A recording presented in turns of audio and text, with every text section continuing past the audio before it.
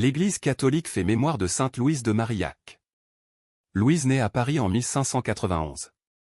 Elle a le malheur de perdre sa mère à sa naissance et sera élevée par les dominicaines de Poissy. Son plus vif désir était d'être religieuse mais la santé lui manquait. Elle épouse Antoine Le Gras, destiné à un brillant avenir mais emporté très tôt par la maladie. Devenue veuve à 34 ans, elle est dévorée de doutes et de scrupules. Une triple rencontre la sauvera du désespoir. D'abord celle de François de Sales qui l'oriente vers l'évêque de Belley Jean-Pierre Camus, lequel lui fera connaître Vincent de Paul. Monsieur Vincent pacifie son âme, y découvrant d'immenses grâces de cœur et de charité.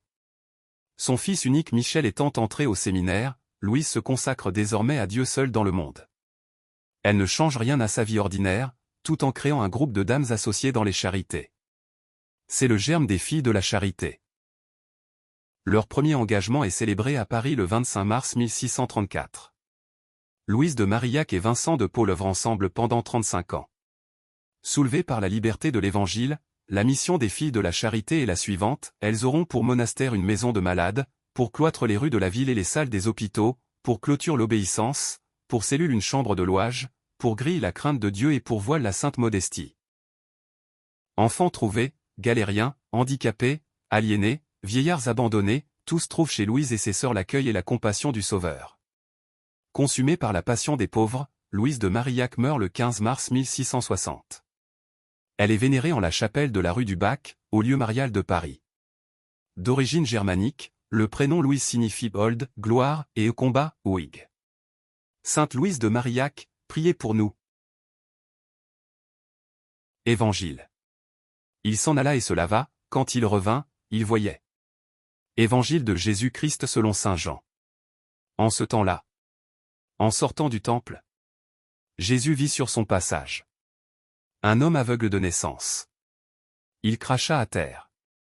Et, avec la salive, il fit de la boue. Puis il appliqua la boue sur les yeux de l'aveugle. Et lui dit: Va te laver à la piscine de Siloé. Ce nom se traduit, envoyé. L'aveugle y alla donc, et il se lava. Quand il revint, il voyait. Ses voisins, et ceux qui l'avaient observé auparavant. Car il était mendiant. Dirent alors: N'est-ce pas celui qui se tenait là pour mendier? Les uns disaient: C'est lui. Les autres disaient: Pas du tout, c'est quelqu'un qui lui ressemble. Mais lui disait: C'est bien moi. On l'amène aux pharisiens, lui, l'ancien aveugle. Or, c'était un jour de sabbat que Jésus avait fait de la boue. Et lui avait ouvert les yeux. À leur tour, les pharisiens lui demandaient comment il pouvait voir. Il leur répondit: Il m'a mis de la boue sur les yeux, je me suis lavé. Et je vois. Parmi les pharisiens, certains disaient: Cet homme-là n'est pas de Dieu, puisqu'il n'observe pas le repos du sabbat. D'autres disaient: Comment un homme pécheur peut-il accomplir des signes pareils? Ainsi donc ils étaient divisés. Alors il s'adresse de nouveau à l'aveugle. Et toi, que dis-tu de lui? Puisqu'il t'a ouvert les yeux. Il dit: C'est un prophète. Ils répliquèrent: Tu es tout entier dans le péché depuis ta naissance.